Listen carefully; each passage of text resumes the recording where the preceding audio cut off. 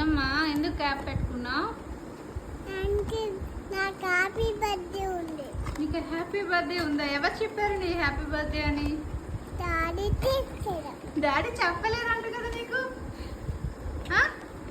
ఎవరు చెప్పారు? అడియో పోసేస్తావా? Birthday fake birthday. ఇలా ఏదో రోజు కలకంటదో పోయింది హ్యాపీ బర్త్డే అని.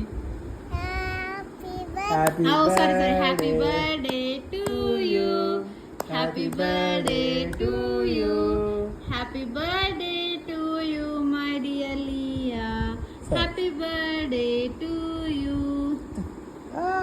డాడీకి